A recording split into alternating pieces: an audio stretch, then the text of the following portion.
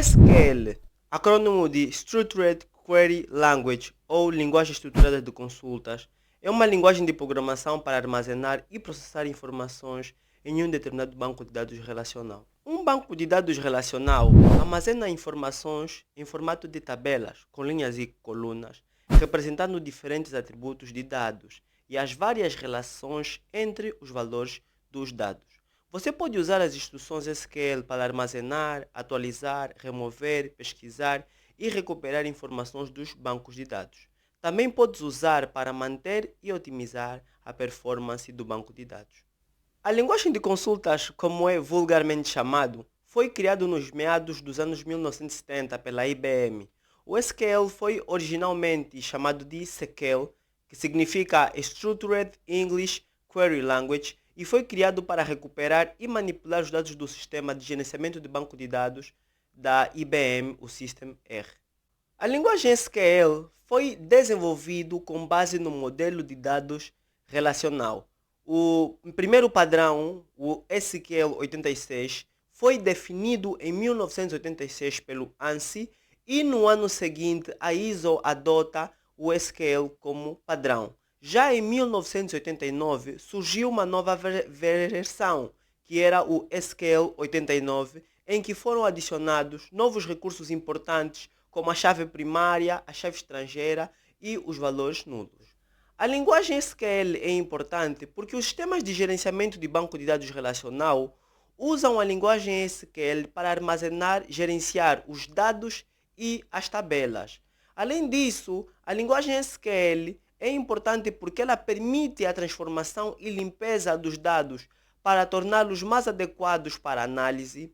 Ela permite aos profissionais de tecnologia criar, modificar e gerenciar os dados e os bancos de dados de forma eficiente. Ela permite entrar em contato com os dados na fonte e, por isso, ter um poder de análise muito superior se comparado ao trabalho feito com planilhas, como, por exemplo, a planilha do Excel. Além disso, ela é crucial para lidar com grandes volumes de dados e ela se integra muito bem com as diferentes linguagens de programação.